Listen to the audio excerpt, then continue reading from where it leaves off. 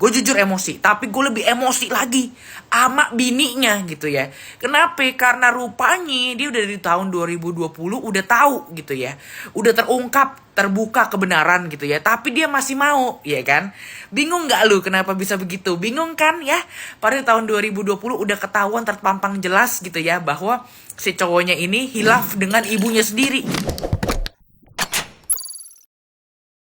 Hola netizen yang berbudi pekerti luhur. Masih ramai dunia sosial media dengan kisah Norma Risma yang suaminya selingkuh dengan ibu kandungnya sendiri atau mertua dari si suami. Berawal dari Norma Risma yang mencurahkan kisahnya di media sosial TikTok, menjadikan kisahnya viral sampai menjadi bahan obrolan di beberapa tongkrongan netizen yang tersayang. Yang terbaru, Norma Risma pun diundang ke Denny Sumargo ke YouTube-nya untuk menceritakan kembali kisahnya yang lebih lengkap. Dari kisah Norma yang diceritakan kembali di YouTube Denny Sumargo membuat kisahnya semakin rumit dan cukup menyedihkan sampai membuatnya trauma yang cukup berat. Ada beberapa tingkah sang mantan suaminya yang baru diceritakan Norma, seperti ketahuan open BO via micet, selingkuh dengan perempuan lain, KDRT, sampai si ibu mertuanya yang masih sering main ke kontrakan di kala Norma lagi kerja. Dari sana muncullah beberapa netizen yang berbakti yang sudah tidak tahan untuk ikut meramaikan kisah Norma Risma tersebut. Oke, gue habis nonton video yang viral itu tuh ya, yang dimana dia diselingkuhin sama suaminya dengan ibu kandungnya sendiri gitu ya, di podcastnya Bang Densu gitu. Dan gue cuman punya dua pendapat pribadi nih ya tentang podcast itu ya.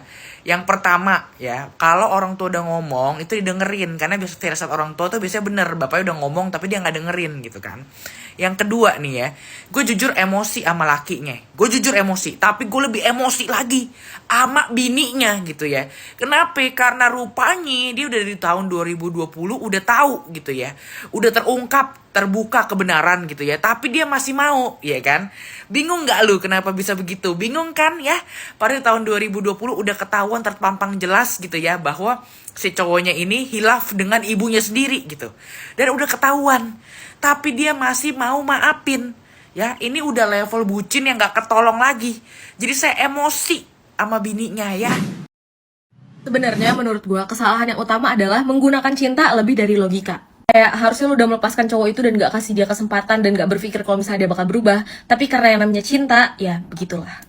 Jadi si kakaknya ini emang terlalu cinta banget gitu loh sama si cowoknya. Terus abis itu juga sebelumnya nih, sebelum nikah udah ketahuan kan kalau misalnya cowoknya itu selingkuh dengan ibunya. Tapi ternyata tetap dilanjutin pernikahannya. Tapi yang gak habis pikir adalah di podcast itu ternyata ibunya juga ganjen, teman-teman. Jadi ini bukan cuma lakinya yang salah, tapi ibunya juga ganjen gitu. Padahal ya, sebelum deket sama cowok ini, ternyata si kakaknya itu deket banget sama ibunya sendiri. Dan ibunya ini ibu kandung ya. Kemarin ada yang nanya, ini ibu tiri atau bukan? Ibu kandung. Tapi kalian tahu gak, di komen-komennya itu ternyata masih ada loh yang ngebela si ibunya Kak Norma. Karena katanya kayak, ini kan aib keluarga, kenapa diceritain gitu. Kalau misalnya gue jadi Kak Norma juga ya, gue bakal ceritain sih. Karena menurut gue ya mau gimana, satu kampung udah tahu gue punya ibu yang begitu, ya sekalian aja gue viralin. Di akhir-akhirnya si Kak Normanya ini bilang kalau misalnya dia tuh keinginannya adalah supaya cowoknya itu dipecat dari kerjaannya sekarang. Karena dia tuh udah menemani dari masa belum jadi apa-apa sampai udah jadi karyawan tetap. Dan dia tuh pengennya si cowoknya itu mendapatkan karma. Ya gue berharapnya sih si Kak Normanya itu bisa mendapatkan apa yang diinginkan. Dan juga kedepannya semoga bisa menyembuhkan traumanya terhadap ibunya dan juga mantan suaminya. Menurut gue kasusnya Kak Norma ini benar-benar bagus banget dan bisa jadi pelajaran buat kita semua untuk tidak berharap kepada manusia. Karena ibu sendiri, ibu kandung sendiri bisa membuat kita sakit hati. Gimana pendapat kalian?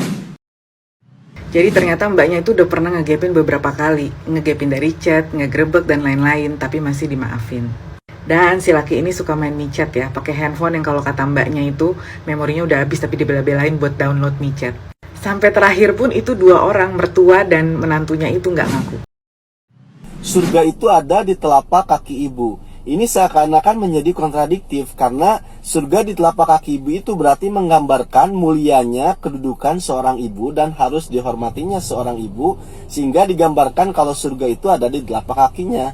Namun bagaimana jika ibunya itu seperti yang viral itu tadi, sampai berselingkuh dengan menantunya sendiri, otomatis kan ini mengkhianati atau mendurhakai anaknya. Nah, di sini mari kita belajar menganalisa ya. Oke, kalau ada hadis yang mengatakan bahwa surga di telapak kaki ibu, Ini mari kita lihat secara konteksnya, ataupun kita tidak hanya berbicara teksnya saja. Oke, mari kita menganalogikakan ya. Surga di bawah telapak kaki ibu. Kalian tahu sifat ciri-ciri surga? Surga itu kan digambarkan sesuatu yang indah, sesuatu yang menyenangkan, dan lain sebagainya. Namun di sisi lain, surga juga untuk mendapatkannya itu perlu ada ujian-ujian. Yaitu apa ujiannya? Untuk kita bisa menjauhi larangan-larangan Tuhan. Semakin besar ujian yang Tuhan berikan, otomatis kesempatan untuk meraih surga pun semakin besar. Itulah surga. Lah begitupun dengan seorang ibu.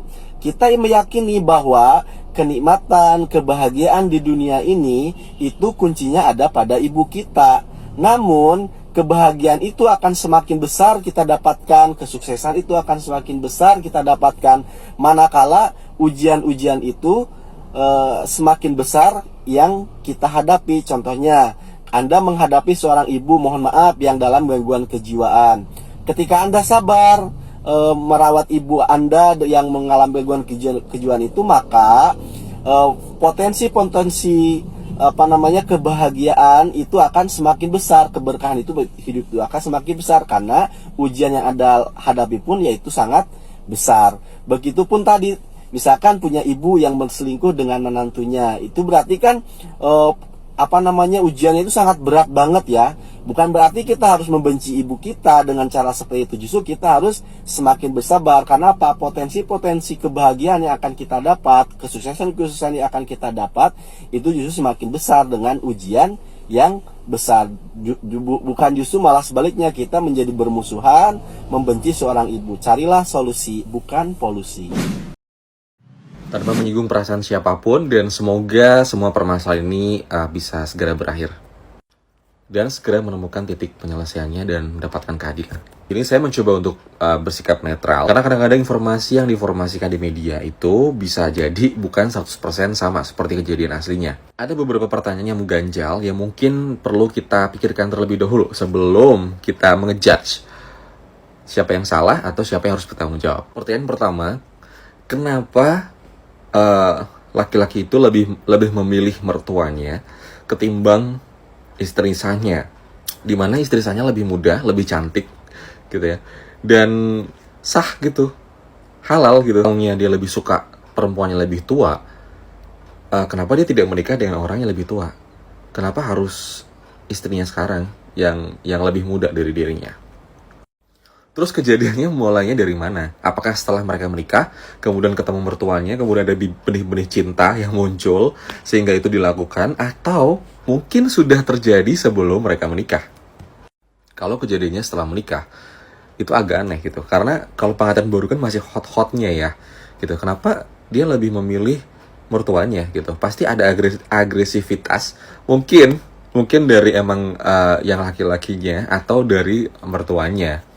Untuk mertuanya sudah janda atau masih punya suami, nah itu akan berbeda. Kalau misalnya terjadi sebelum mereka menikah, bisa jadi pernikahan itu hanya sekedar alasan aja gitu, hanya sebagai kedok aja supaya mereka berdua bisa saling bersama. Cuman sayangnya anaknya jadi korban. Semoga segera selesai kasusnya. Kronologi penggerbekannya gimana waktu itu? Sebelumnya mohon izin Mbak Risma, semoga Anda bisa menjalani masalah ini, menjalani ujian ini dengan tabah dan segera selesai. Sedikit pertanyaan dari saya, Mbak Risma bilang waktu di podcast Denny Sumargo itu penggerbekan dilakukan oleh pertama warga yang mengintip dari ventilasi, dan di saat itu mau merekam HP-nya jatuh. Jadi nggak ada bukti. Ya mungkin itu si pelaku masih untung nggak jadi rekam. Dan kedua, waktu warga curiga si mertua main ke rumah kontrakan dan si Bang Denny Sumargo bertanya, kok bisa warga curiga? Mbak Risma menjawab dengan logat yang kelihatannya itu belum dipersiapkan untuk jawaban dari Denny Sumargo itu.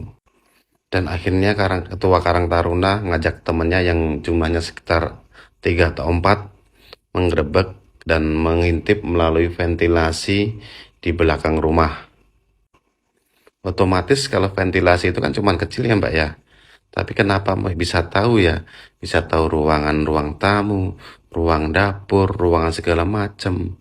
Sedangkan itu kan cuma kecil jadi nggak bisa ngintip leluasa seperti itu. Otomatis rumah itu ada sekatnya juga, pasti terhalang oleh sekat itu.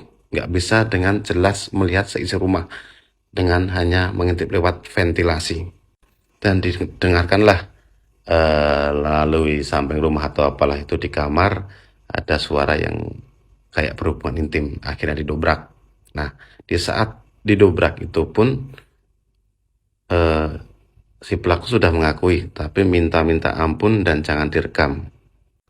Terus setelah didobrak, si pelaku sudah mengakui dan meminta tidak mohon untuk direkam. Dan akhirnya tidak jadi direkam. Nggak mungkin gitu loh Mbak, di era sekarang yang era digital nggak ada perekaman hal seperti itu. Dan akhirnya Mbak Risma dikabarin juga atau waktu di kantor, di kerjaan, dan Mbak Risma tetap nggak percaya, berusaha positif. Sedangkan di awal cerita di podcast Denny Sumargo, Mbak Risma itu khawatir akan kejadian itu lagi. Sedangkan ada kabar kayak gitu, tapi Mbak Risma tetap nggak percaya. Nggak logis gitu loh Mbak. Itu yang mengganjal di hati saya.